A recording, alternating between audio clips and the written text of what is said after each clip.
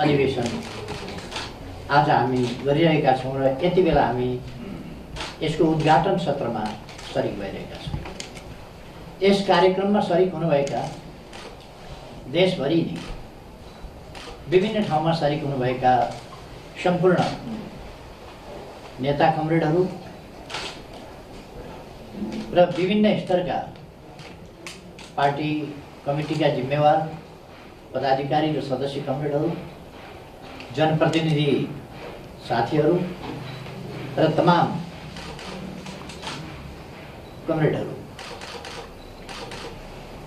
तपाईहरुको बीचमा आज सबै पालिकाहरू र इलाकाहरूको अधिवेशन केन्द्रीय कार्यालयबाट एकमुष्ट रूपमा म उद्घाटन भएको घोषणा गर्दछु। अधिवेशनहरू उद्घाटित भएका छन्। यस्तो अधिवेशन एकैचोटि देशभरिका अधिवेशनहरू जुमको माध्यमबाट एकैचोटि उद्घाटन गर्नु सहज कुरा होइन। आज विज्ञान प्रविधिको हिसाबले यो सम्भव भएको छ। सँगसँगै हाम्रो पार्टीको वैचारिक स्तर, सांगठनिक स्तर, भावनात्मक एकता, उन्नत स्तरको समझदारी लगायतका कुराहरूले यसलाई यस रूपमा सफल पार्न अझ बढी महत्त्वपूर्ण योगदान गरेका छन्। यति बेला म सबै अधिवेशनहरू भव्यताका साथ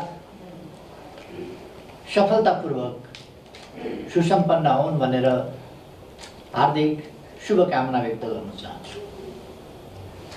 त्यसैगरी अधिवेशनबाट यसपछि निर्वाचित हुने सबै पदाधिकारी र पालिका र इलाका स्तरका कमिटीका सबै सदस्यहरूलाई म बधाई शुभकामना पनि अग्रिम रूपमा दिन चाहन्छु।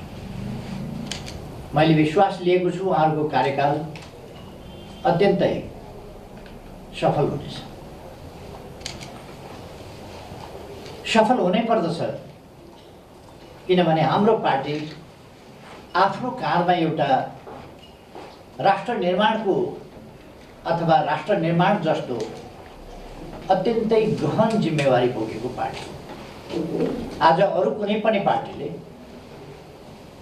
यस जिम्मेवारीतर्फ सोच्ने कष्ट गरिरहेका छैनन्।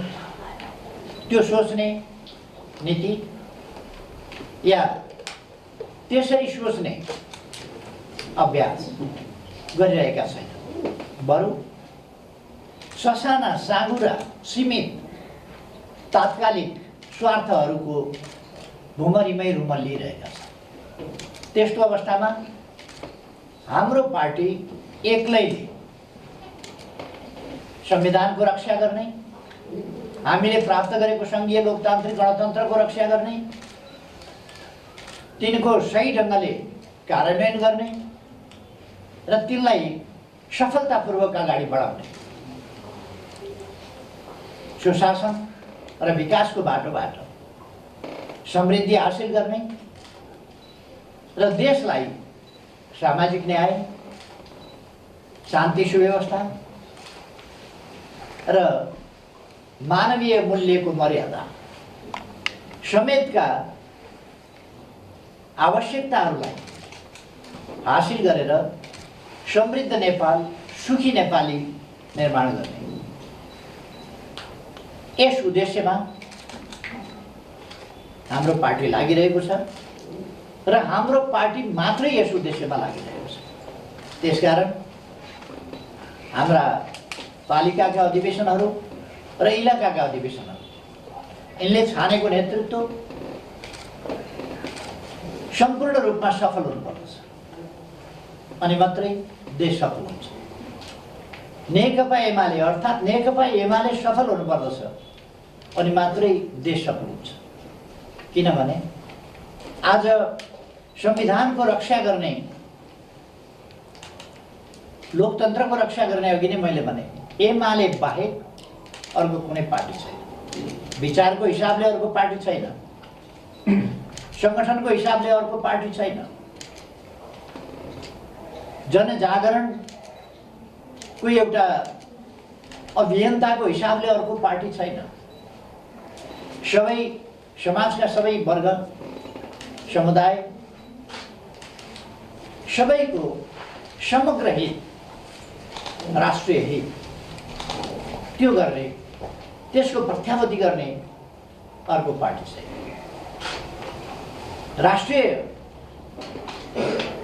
राष्ट्रिय हितहरूको रक्षा सम्वर्धन, राष्ट्रको सार्वभौम सत्ता, राष्ट्रको स्वाधीनता, त्यसै गरेर राष्ट्रको भौगोलिक अखण्डता लगायतका प्रश्नहरूको रक्षा गर्दै राष्ट्रिय गौरव र स्वाभिमानको रक्षा गर्ने, त्यो अभिभार पुरा गर्ने कामको अभिभार अथवा त्यो जिम्मेवारी, त्यो उत्तरदायित्व हाम्रो पार्टीले लिएको छ। अवश्य नै विभिन्न प्रकारका प्रतिगामी शक्तिहरू यस महान उद्देश्यलाई असफल पार्ने प्रयासमा जुटेका छन्, तदनुसारका क्रियाकलापहरू गरिरहेका छन्। हामी सबैलाई थाहा छ, प्रणालीलाई असफल पार्नु छ भने प्रणालीभित्रका त्यसका सञ्चालक, राज्यका अङ्गहरू, निकायहरू, तिनीहरूलाई प्रभावहीन बनाउने, तिनीहरूलाई विस्थापित गर्ने, जनताका मनबाट तिनीहरूप्रतिको विश्वास र आस्था कमजोर पार्ने,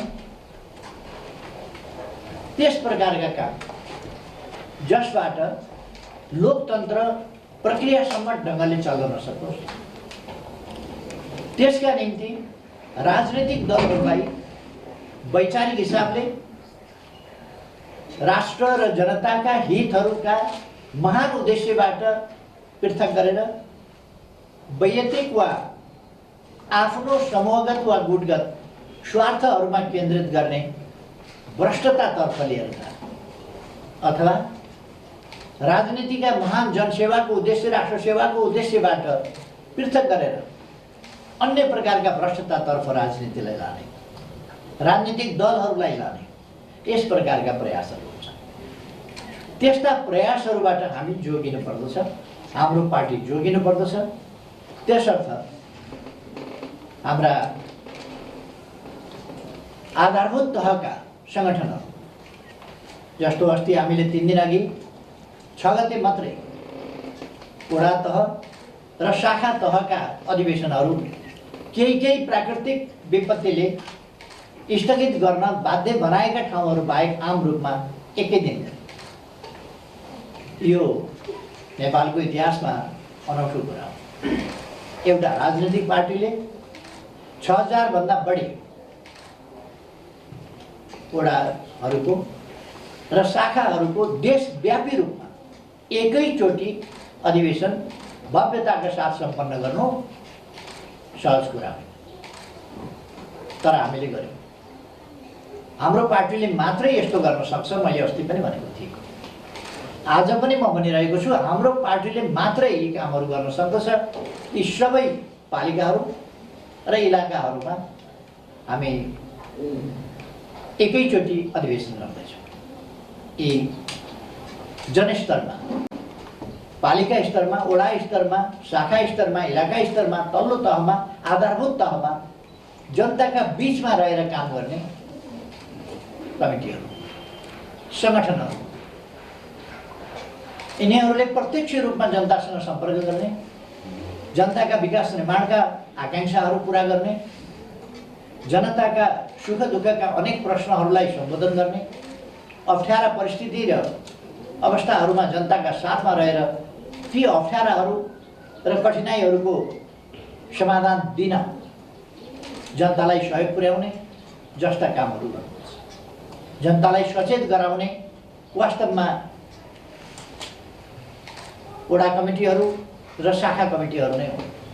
जनतालाई सचेत र सङ्गठित गराउने वास्तवमा जनवर्गीय सङ्गठनका पनि यस्ता आधारभूत तहहरू नै हो। त्यसै गरेर पालिका तह र इलाका तहहरू पनि जनतासँग प्रत्यक्ष रूपमा विभिन्न ढङ्गले आबद्ध रहेका अथवा संलग्न रहेका त्यहाँ जोडिएका सङ्गठनहरू। त्यसकारण यी सङ्गठनहरू देशका लागि, देशको सार्वभौम सत्ताको रक्षाका लागि, स्वाधीनताको वास्तविक अर्थमा प्रयोगका लागि, आफ्नो भौगोलिक अखण्डताको रक्षा, फिर्ता र त्यसलाई सुरक्षा गर्ने कामका लागि, त्यसै गरेर लोकतन्त्रका आधारभूत प्रश्नहरूलाई रक्षा गर्दै अगाडि बढाउने सन्दर्भ र सामाजिक जागरण, विकास निर्माणका कामहरू, यी सबै कुराहरूलाई सहज ढङ्गले अगाडि बढाउनका लागि हाम्रो पार्टीकै काँधमा वास्तवमा ऐबारा छन्, यी अरूका काँधमा छैन। हामीले देखेका छौँ अहिलेको यो पञ्चरङ्गी सरकार, गठबन्धनवाला सरकार जति मिले पनि कार्यक्षमता के हुँदो रहेछ हामीले अहिले देख्यौँ। हिजो नेकपा एमाले एक्लैले सरकारमा रहेर जुन विकासको गतिलाई तीव्रता दिन सकेको थियो, आज एमाले बाहेकका अरू शक्तिहरू त आम रूपमा एकै ठाउँ भएका छन् नि, आफूलाई देशका अरू प्रमुख मध्येकै शक्ति हो भन्ने, ती सबै एक ठाउँ भएका छन्। तिनको बुद्धि जोडेको होला, तिनीहरूको ताकत जोडेको होला, बल जोडेको होला, सबै जोडेको होला। सबै जोडेर उनीहरूले सक्ने के रहेछ भन्दा अस्थायी रूपमा, जस्तो हिजो मेरो नेतृत्वमा पहिलोपल्ट सरकार बनेको थियो, त्यसलाई सबै खाले भित्री बाहिरी तत्त्वहरू मिलेर हटाउन सकेका थिए अस्थायी रूपमा। फेरि नेकपा एमाले फर्केर आयो। त्यस्तै अहिले पनि 3 वर्ष लगाएर उनीहरूले नेकपा एमालेलाई सरकारै बन्न नदिन खोजेका थिए, सरकार बन्यो, ढालिहाल्न खोजेका थिए, टिक्यो, टिक्दै गएर 3.5 वर्ष उनीहरूले नेकपा एमालेलाई सरकारबाट बाहिर देखे। त्यो प्रयास अगाडि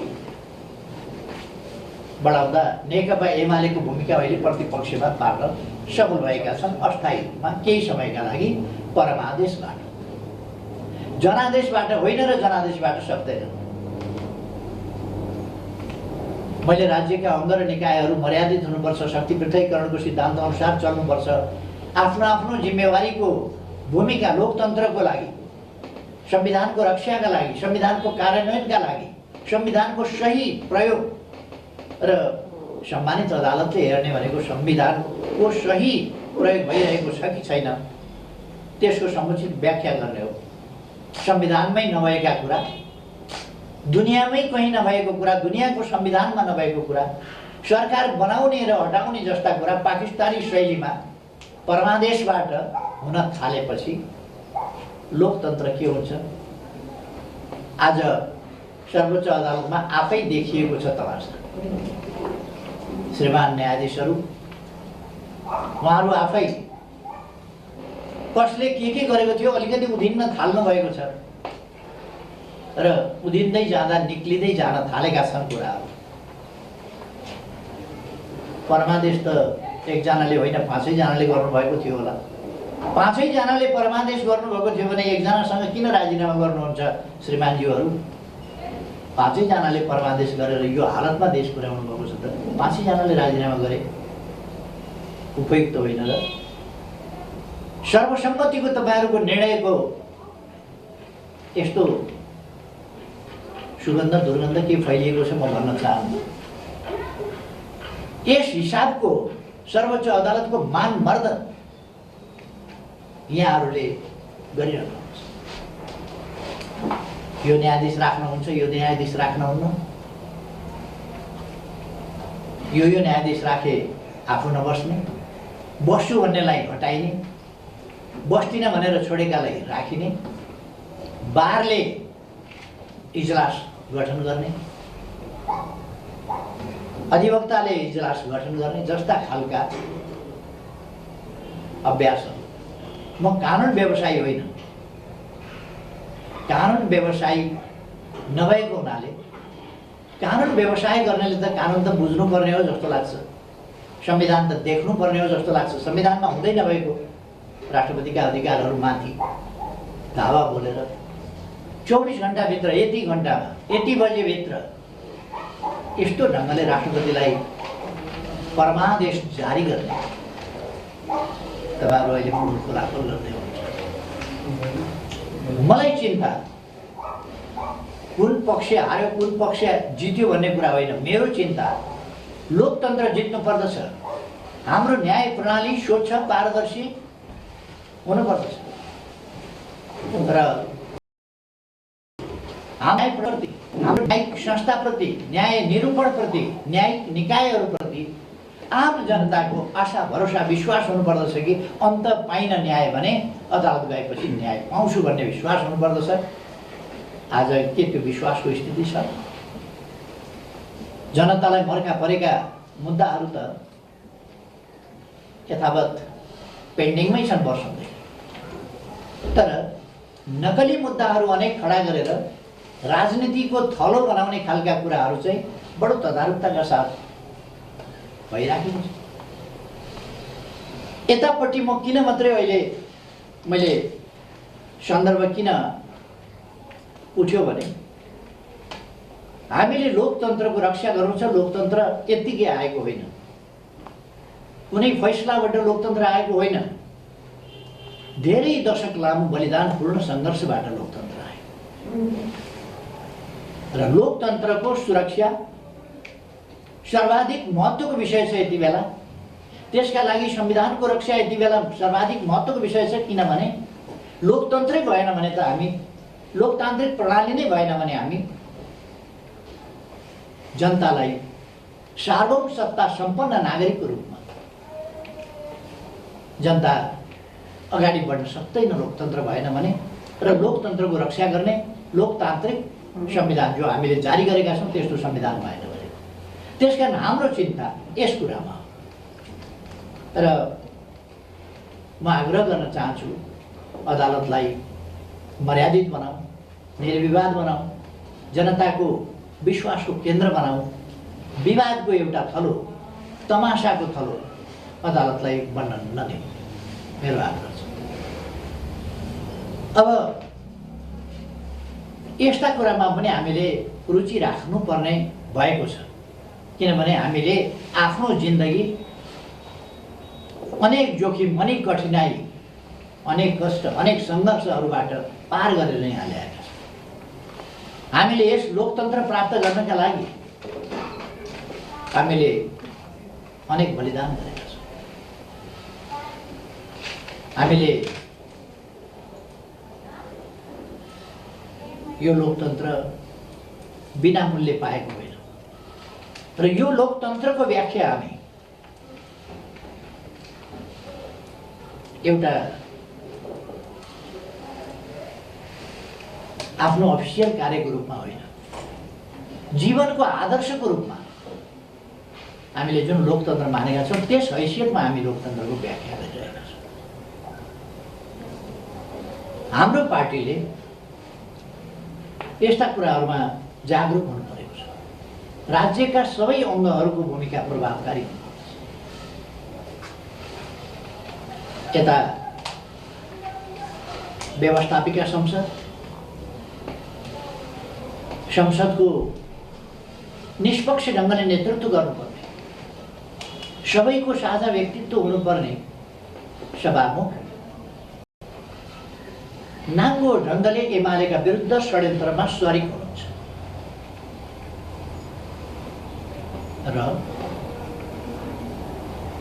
25 साउनमा निष्कासन गरिएका मान्छे भदौ 1 गते उहाँलाई निष्कासन गरिएको सूचना दिइसकेपछि उहाँ आफूलाई न्यायाधीश घोषणा गर्दै विचाराधीन छ भनेर हप्तौँसम्म त्यस्ता कुराहरूलाई राख्नुहुन्छ। विचाराधीन छन् भनेर उहाँ विचाराधीन राख्ने, विचार गर्ने र फैसला दिने संवैधानिक र कानुनी हक उहाँलाई छैन। उहाँ पक्षीय विपक्षीय हेर्ने कुरा होइन, उहाँले आफ्नो कर्तव्य पालना गर्नुपर्ने हो निष्पक्ष ढङ्गले। संसद त्यस्तो छ।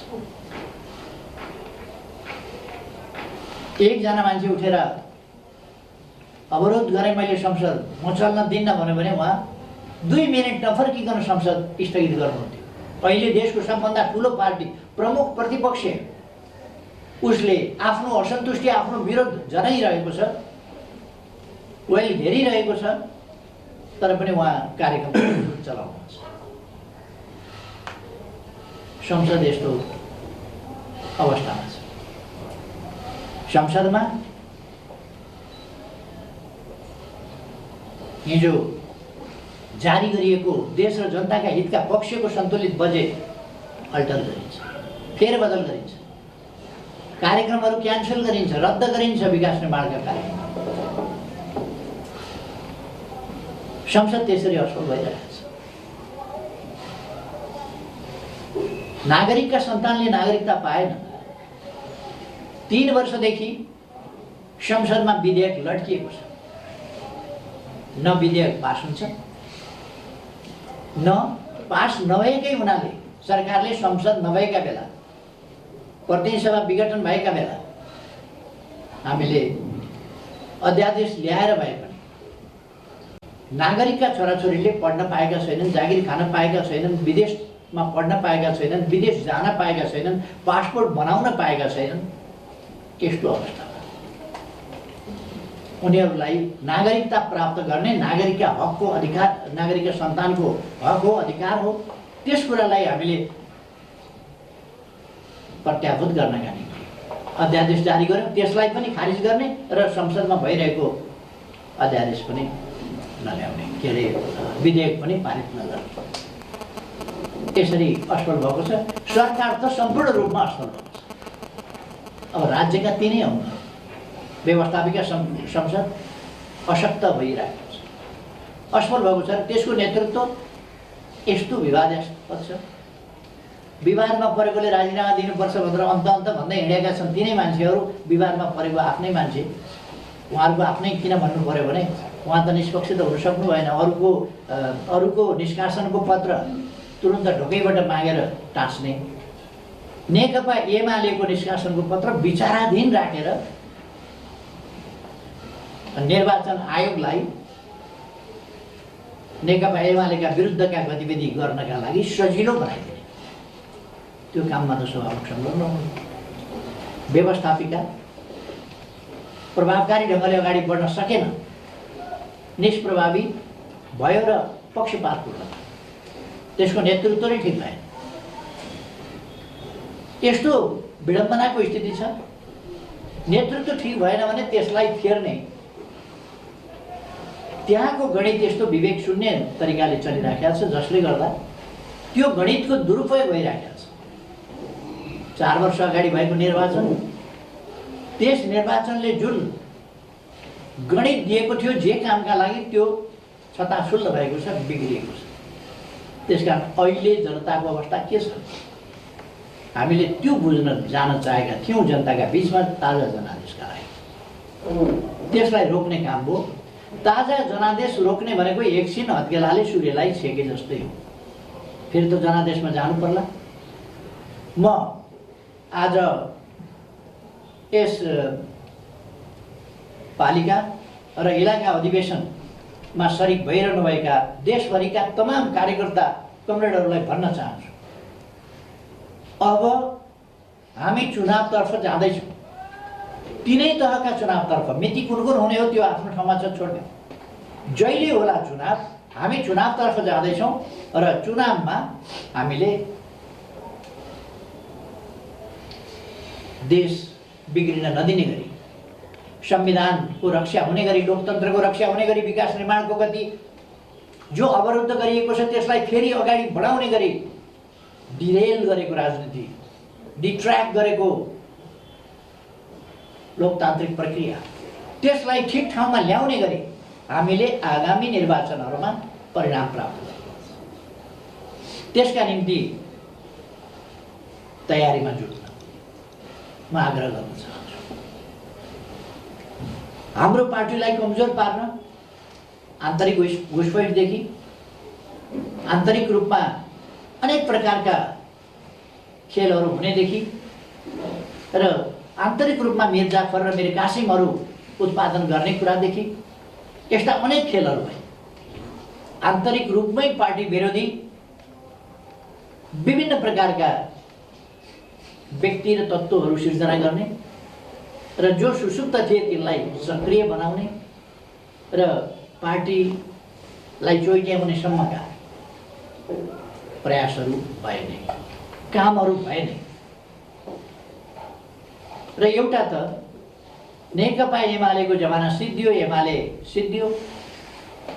पहिले त उनीहरूले केपी ओली बिनाको एमाले भने, केपी ओली बिनाको सरकार भने। केपी ओली बिनाको सरकार त संसदीय गणितको कुरा हो। संसदीय गणित सधैँ विवेककै प्रयोग हुन्छ, होइन दलीय व्यवस्थामा दलीय व्हिपको प्रयोग हुन्छ। नहुने कुरा त हुँदो रहेछ। संविधानमा नभएको, दुनियाँमा अभ्यास नभएको परमादेशबाट सरकार त बन्दो रहेछ भने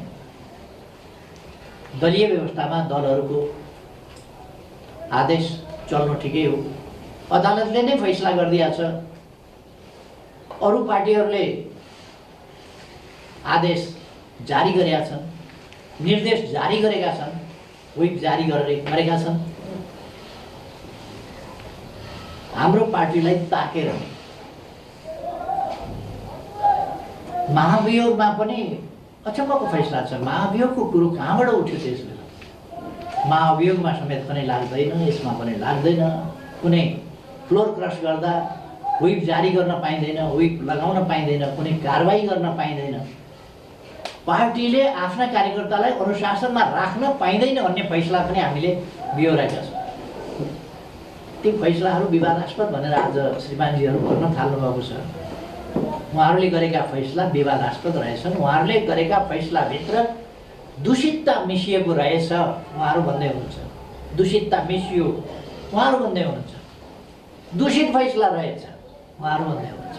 हामीले त हिजै भनेका थियौँ हामीमाथि अन्याय भयो, तर हामी लोकतन्त्रप्रति समर्पित छौँ, शक्ति पृथकीकरणको सिद्धान्तप्रति समर्पित छौँ र स्वतन्त्र न्यायपालिकाको पक्षमा छौँ। क्षति बिहोरेर भए पनि, किनभने लोकतन्त्रका लागि यसो गर्नु जरुरी छ। त्यसकारण अदालतको फैसला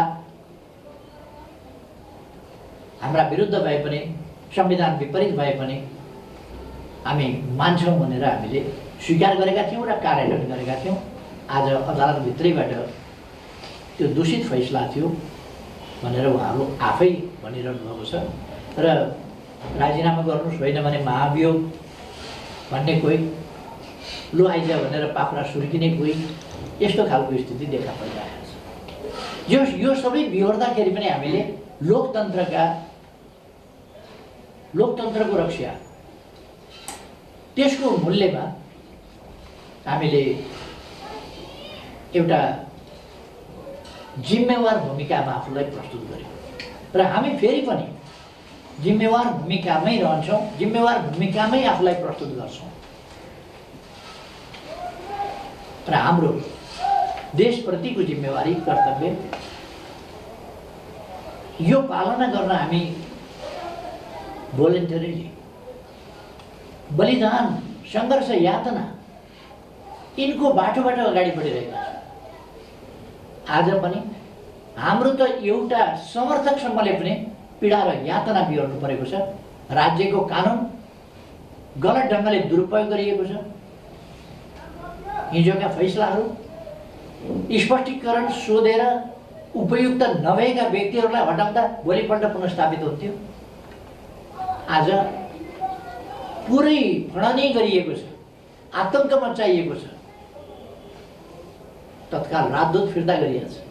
केही काम गर्न नसक्ने राजदूत फिर्ता गर्न सक्ने, केही काम गर्न नसक्ने आफ्ना मान्छे भर्ती गर्न सक्ने, जनताका काम गर्न नसक्ने, विकासका काम गर्न नसक्ने, एकैचोटि 1400 बाटाहरू बनाउन सक्दिनँ भनेर ह्यान्डसअप गरेर कट्टा गर्ने, ती आयोजनाहरू रद्द गर्ने अनि कर्मचारी आतंक, सरुवा आतंक, धाक धक्कु बढुवा गर्दिन, यो गर्दिन आदि कुरा।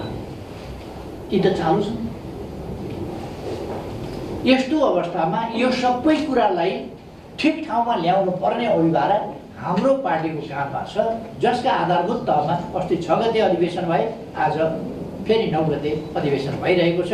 अस्तिको तहभन्दा अलिकति माथि पालिका तह र इलाका तह। यी इलाका तहहरूले, यी अधिवेशनहरूले आगामी दिनका लागि हाम्रो गन्तव्य त सदस्य समृद्ध नेपाल, सुखी नेपाल। हामी यो गन्तव्यबाट पछि हट्दैनौँ र यसलाई साकार पार्ने हाम्रो अठोट अभियानबाट पनि पछि हट्दैनौँ। सँगसँगै यस अभियानलाई सफल पार्न स्थानीय तहदेखि नै, स्थानीय तहका हाम्रा कमिटीहरूदेखि नै आफ्ना ठाउँका योजना, आफ्ना ठाउँका कार्यक्रम, आफ्ना ठाउँका नीतिहरू कसरी अगाडि बढाउने, हाम्रा सम्पूर्ण पार्टी कमिटीहरू, जनवर्गीय पेशागत सामुदायिक सङ्गठनहरू, यिनीहरूलाई कसरी परिचालित गर्ने, यिनको योजनाबद्ध काम गर्न जरुरी छ। र हाम्रा सबै कमरेडहरूलाई म भन्न चाहन्छु, यो योजनाबद्ध काम हामीले गर्नुपर्छ। अरू कुनै पार्टीले समृद्ध नेपाल, सुखी नेपाली भनेको कुनै नेताले, एमाले बाहेक अरू कसैले नेपाली जनता सुखी हुनुपर्छ, नेपाली जनता समृद्ध हुनुपर्छ, सम्पन्न हुनुपर्दछ, नेपाली जनताले सुविधा पाउनुपर्दछ र समृद्ध नेपाल, सुखी नेपाली हुनुपर्दछ। कुनै पार्टी, कुनै नेताले बोलेको सुन्नुभएको छ साथीहरूले? कोही बोल्दैन, किनभने कसैलाई त्यो गर्नु नै छैन। आफ्ना मान्छे नियुक्त गर्न सरकारमा गएका छन्, के को समृद्ध नेपाल, के को सुखी नेपाल। त्यसकारण यो काम हाम्रो पार्टीले मात्रै गर्न सक्छ। गर्नै नसक्ने कुरा भएको हुनाले अरूले त्यति भन्दा पनि भन्दैन, त्यसमा रुचि पनि राख्दैन, किन उनीहरूका लागि त्यो सम्भव पनि छैन। त्यो आकाशको फल जस्तो हो उनीहरूका लागि। त्यसकारण हाम्रो पार्टी यी अभिभावकहरू भएको हुनाले, हाम्रा अगाडि चुनौतीहरू छन्, ती चुनौतीहरूको सामना गर्नुपर्ने भएको हुनाले ती चुनौतीलाई पराजित गरेर अहिले खडा गरिएका व्यवधानहरूलाई पन्छाएर अगाडि बढ्नुपर्ने भएको हुनाले त्यसै गरी काम गर्न म हाम्रा सम्पूर्ण कमरेडहरूलाई आग्रह गर्न चाहन्छु। हाम्रो पार्टी लोकतान्त्रिक पार्टी हो। मैले राज्यको सन्दर्भमा, राज्य प्रणालीको सन्दर्भमा, राज्य प्रणालीका आन्तरिक प्रक्रियागत प्रश्नहरूको सन्दर्भमा, त्यसमा सक्रिय हुने राज्यका अङ्ग र निकायहरूको सन्दर्भमा अथवा त्यसका एक्टर, त्यसका खेलाडी, राजनीतिक दलहरूको सन्दर्भमा मैले अलिकति चर्चा गरेँ। अब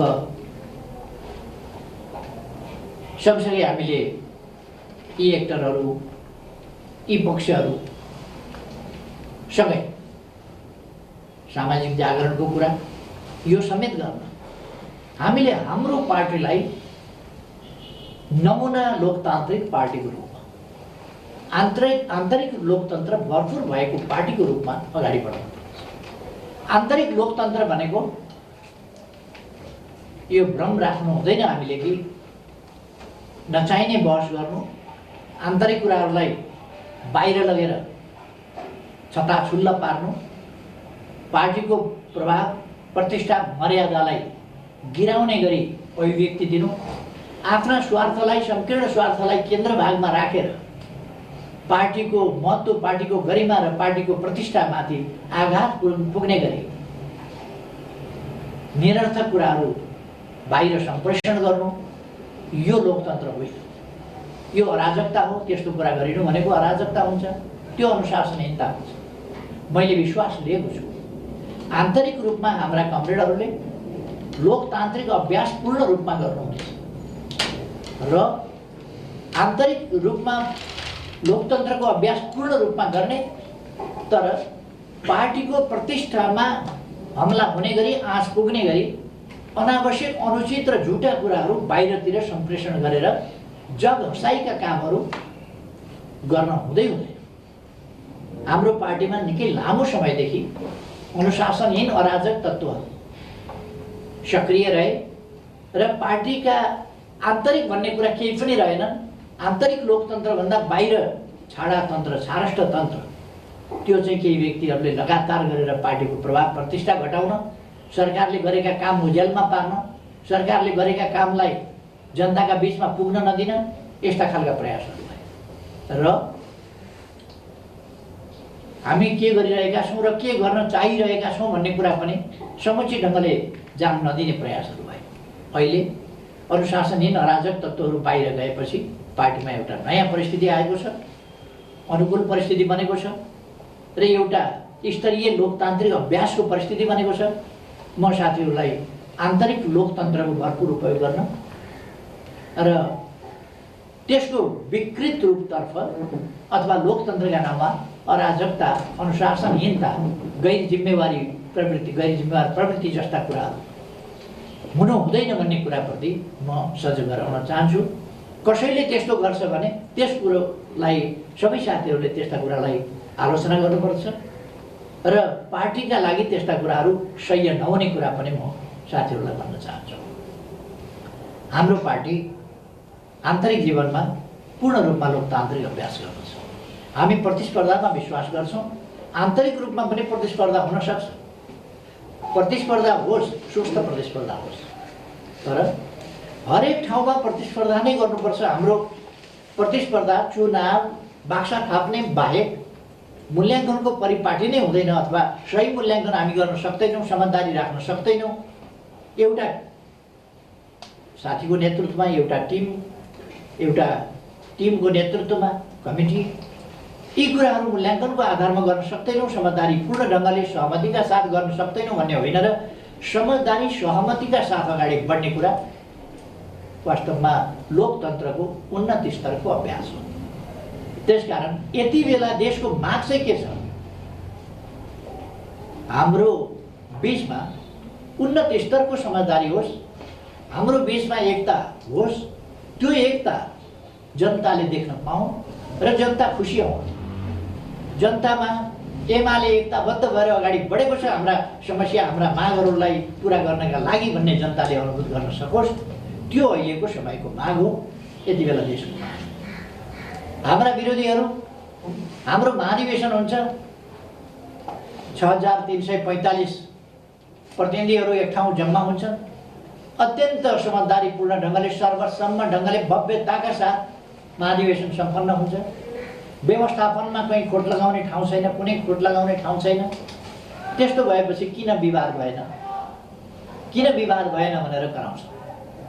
किन एमालेमा विवाद भएन होला, किन त्यहाँ झै झगडा भएन होला आदि उनीहरूको चिन्ता त्यसमा हुन्छ। नेकपा एमालेभित्र विवाद झै झगडा चाहन्छन् र जो हाम्रा विपक्षीले चाहन्छन् त्यही कुरा हामीले गरिदिनु पर्ने कुनै आवश्यकता छैन र गर्नु हुँदैन। त्यसकारण म साथीहरूलाई आग्रह गर्न चाहन्छु, हामी जनताले खोजेको, जनताले चाहेको अनुसार चल्छौँ। समयको माग, देशको आवश्यकता, आन्दोलनको आवश्यकता अनुसार चल्छौँ। विरोधीको चाहना अनुसार चल्दैन। विरोधीका चाहनाहरूलाई हामी चिसो पानी खनाइदिन्छौँ। विरोधीका चाहनाहरू ती फस्टाउन सक्दैन। जनताका चाहनाहरू नै एमाले बोकेर हिँड्छ र जनताका चाहनाहरूलाई नै सफल बनाउँछ। तसर्थ यति बेला जनताले मन पराउने कुरा गर्ने, जनताका चाहना पुरा गर्ने, जनताले जस्तो चाहेको छ त्यसअनुसार, जनताको इच्छा अनुसार सञ्चालन गर्ने, यस्ता कुराहरूतर्फ ध्यान दिएर हाम्रो पार्टीलाई सफल पार्टीमा परिणत गर्ने खास आधारभूत तहका नै भनौँ कमिटीहरूको यसरी अधिवेशन भइरहेको छ। म फेरि एकपल्ट शुभकामना भन्न चाहन्छु र मैले बाढी पहिरोको सम्बन्धमा भएको क्षतिको सम्बन्धमा अस्ति पनि बोलिसकेको छु, पार्टीले पनि बोलिसकेको छ र हाम्रो पार्टी कार्यकर्ता थम्ती जसरी यसमा उद्धारका काममा, राहतका काममा जुटेको छ। मैले धन्यवाद भनिसकेको छु, फेरि पनि धन्यवाद भन्छु। जो व्यक्तिहरूको निधन भएको छ उहाँहरूप्रति श्रद्धाञ्जली भन्न चाहन्छु। जो घाइते हुनुहुन्छ उहाँहरूको शीघ्र स्वास्थ्य लाभको कामना गर्न चाहन्छु र उहाँहरूलाई क्षतिपूर्ति दिने सम्बन्धमा, उहाँहरूलाई राहत सहुलियत सुविधा पुर्याउने सन्दर्भमा सरकारको फेरि पनि म ध्यानाकर्षण गराउन चाहन्छु र सामाजिक सङ्घ संस्थाहरूलाई पनि धन्यवाद भन्न चाहन्छु जसले महत्त्वपूर्ण काम गर्नुभएको छ। र म यस्ता विपत्तिका बेलाहरूमा सदैव जनताको सेवामा तत्पर रहनका लागि पनि म आग्रह गर्न चाहन्छु हाम्रा सबै कमरेडहरूलाई, सबै साथीहरूलाई हामी जनताका निम्ति काम गर्न सङ्गठित भएका, देशका निम्ति काम गर्न सङ्गठित भएका, त्यही भावनाका साथ हामी अगाडि बढ्नेछौँ। तपाईँहरूमा फेरि एकपल्ट धेरै धेरै अग्रिम बधाई शुभकामना भन्न चाहन्छु। सबैमा शुभ रहोस्। धन्यवाद।